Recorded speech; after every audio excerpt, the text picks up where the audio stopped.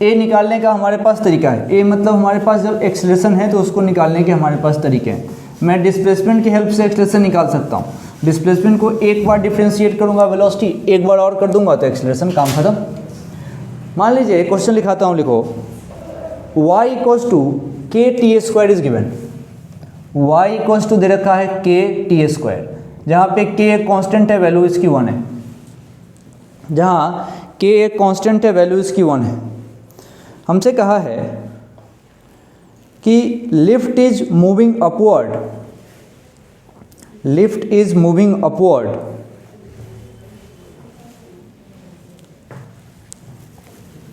ठीक है। अब दूसरी बात लिखो इसके अंदर। अब लिखो when lift was at rest, जब लिफ्ट रेस्ट पे था, when lift was at rest time period was t1। जब लिफ्ट को तुमने रेस्ट पे रखा था तो टाइम पीरियड t1 था। जब लिफ्ट में एक्सेलरेशन आया और ये एक्सेलरेशन आ रहा है ऊपर, then time period becomes t2। जब लिफ्ट में एक्सेलरेशन आया और ये एक्सेलरेशन ऊपर आया, then time period become t2, then find the value of t1 square upon t2 square. फिर हमसे पूछ रहा है कि आप बताइए कि t1 square upon t2 square की वैल्यू कितनी होगी। t1 square upon t2 square अब ये पूछ रहे हैं, इसकी वैल्यू निकालनी है। t1 square upon t2 square,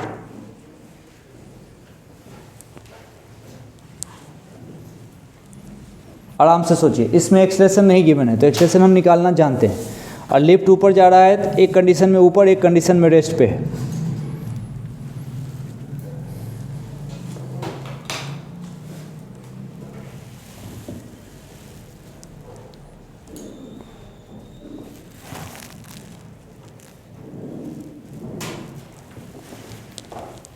आओ सोचते हैं।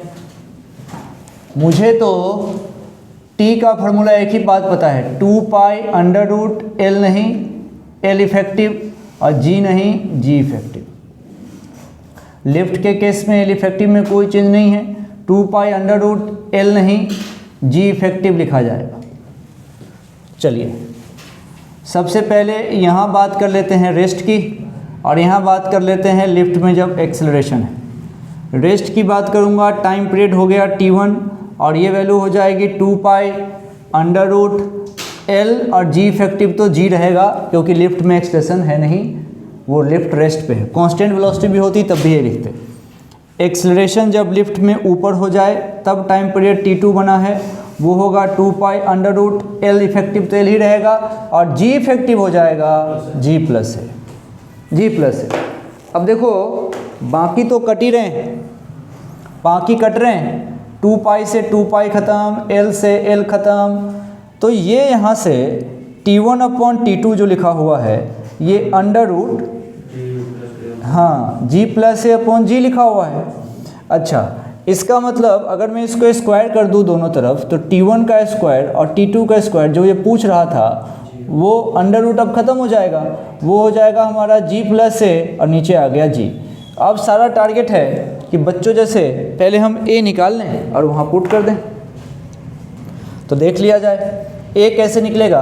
तो हमारे पास y डिस्प्लेसमेंट दे रखा है के टी स्क्वायर, कर दिया मैंने इसको डिफ्रेंशिएट, तो dy बाई डी टी की वैल्यू क्या आ जाएगी, k बाहर कर दो और टी स्क्वायर का डिफ्रेंशिएशन 2t, k हमारा पहले से 1 पड़ा हुआ है, तो ये हमारे पास आ गया 2t, तो ये तो आ गई भाई साहब वेलोसिटी।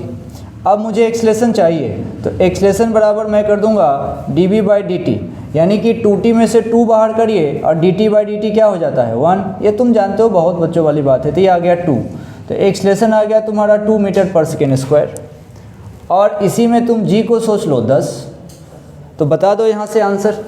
ये हो जाएगा g प्लस ए, मतलब 10 प्लस 2 नीचे आ गया 10, यानी कि 12/10, 12/10 है, काटने की इच्छा रखते हैं तो 6/5 कर दीजिए। तो t1 square upon t2 square की वैल्यू 6/5। ठीक सवाल है, आने लायक सवाल है, आप इसको कर सकते हैं। सोच कहाँ से करी है उसका ध्यान रखिए। सबसे पहले मैंने सोचना शुरू किया कि टाइम पीरियड कैसे निकालूंगा। टाइम पीरियड के लिए हम जानते हैं formula 2 pi under root l upon g effective. Rest पे रखा था तो जी इफेक्टिव में कोई फ़र्क नहीं, वो जी रह गया। एक्सलेशन ऊपर था इसलिए जी प्लस ए हो गया है, नीचे होता तो जी माइनस ए होता, और उसके बाद दोनों को डिवाइड किया और आंसर आया। आसान है कि नहीं? कठिन है? ठीक है, नोट कर लीजिए।